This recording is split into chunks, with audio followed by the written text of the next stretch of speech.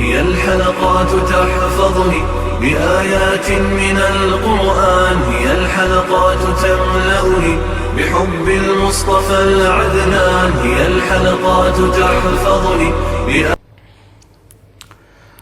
اعوذ باللہ من الشیطان الرجیم، بسم اللہ الرحمن الرحیم۔ ناظرین کرام، السلام علیکم ورحمۃ اللہ وبرکاتہ۔ انشاءاللہ تبارک و تعالی آج ہم لوگ پڑھیں گے الترکیب کا سبق نمبر 4، جار مجرور سے متعلقہ ضروری باتیں اور اہم قواعد۔ اب تک جو ہے وہ اس سلسلے میں ہم لوگ تقریباً جو ہے 21 قواعد پڑھ چکے ہیں۔ آج ہمارا ہوگا قاعدہ نمبر 22، اور اب تک جو ہے وہ اس سلسلے میں ہم لوگ تقریباً جو ہے وہ 21 ویڈیوز جو ہے وہ بنا چکے ہیں، اور اب جو ہے ہمارا یہ ہوگا پارٹ نمبر 22۔ ہم لوگ پڑھ رہے ہیں حروف جارہ کے بارے میں۔ حروف جارہ، جارہ کا لغوی معنی ہوتا ہے کھینچنے والے۔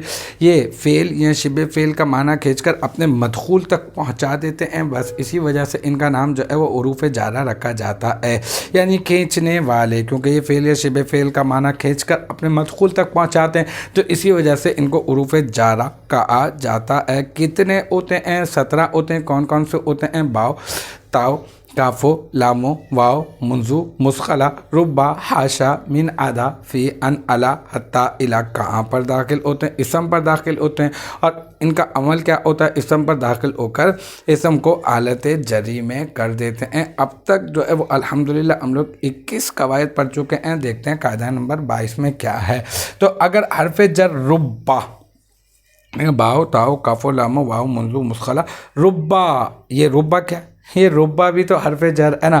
تو اب ربا کیونکہ حرف جر ہے تو بھائی اسم پر داخل ہوگا، اور اسم پر داخل ہو کر یہ عمل تو کرے گا، کیونکہ حروف جارہ کا کام ہی یہی ہوتا ہے کہ وہ اسم پر داخل ہو کر جو ہے وہ حرف جر مطلب حالت جری میں کر دیتے ہیں، تو بالکل ربا بھی عمل کرے گا۔ لیکن اس ربا کے بارے میں ایک آپ کو قاعدہ بتانا جو ہے وہ بہت اہم ہے، کہ کبھی آپ نے دیکھا ہوگا ربا تما، ٹھیک ہے، اگر ربا کے بعد تما بھی اگر لکھا ہوا نظر آ جائے گا تو پھر ترکیب کا طریقہ کار کیا ہوگا، اور یہ تا کون سی ہے اور یہ ما کون سی ہے، اور پھر ربا کو کیا کہیں گے۔ تو یہ یاد رکھ لیں کہ اگر حرف جر ربا کے بعد تا اور ما نظر آئے، یعنی ربا تو ما ہے نا، تو یہ اگر نظر آئے تو ترکیب کرتے ہوئے انہیں کیا کہیں گے؟ آپ زائد قرار دے دیں آپ انہیں۔ یہ ما ربا کو عمل سے روک دیتا ہے، لہذا ترکیب یوں کریں گے آپ۔ دیکھیں یہ ربا حرف جر، کیونکہ یہ تو ہے ہی حرف جر، ٹھیک ہے، اور یہ حرف جر ہے، لیکن یہ اس وقت مکفوف عن العمل ہے۔ مکفوف عن العمل کا مطلب یہ ہے کہ اب یہ عمل نہیں کرے گا، کیونکہ عام طور پہ حروف جارہ کیا کرتے ہیں؟ وہ اپنے ماں بعد اسم کو جو ہے وہ جر دے دیتے ہیں، لیکن اس وقت میں یہ جو ہے وہ اس کو حالت جری میں نہیں کرے گا، تو یہ مکفوف عن العمل کہلائے گا اس وقت میں۔ اور یہ جو تا ہے یہ کیا ہے؟ یہ تا تانیث ہوگی۔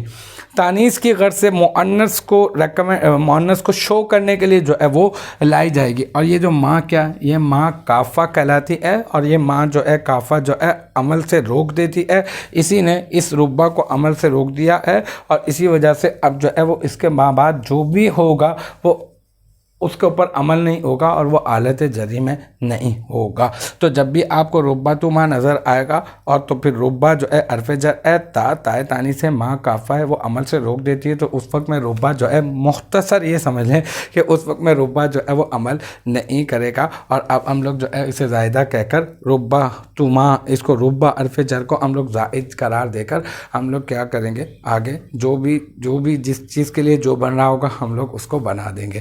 تو الحمدللہ ہمارا یہ قاعدہ نمبر 22 بھی اپنے اختتام کو پہنچا، اور مجھے امید ہے کہ یہاں تک کی جو بات ہے وہ آپ کی سمجھ میں آ گئی ہوگی۔ انشاءاللہ تبارک و تعالی نیکسٹ ٹائم اگلی ویڈیو اگلی کلاس کے ساتھ ملاقات ہوگی۔ جب تک آپ اپنا بہت خیال رکھیے گا، وآخر دعوانا ان الحمدللہ رب العالمین۔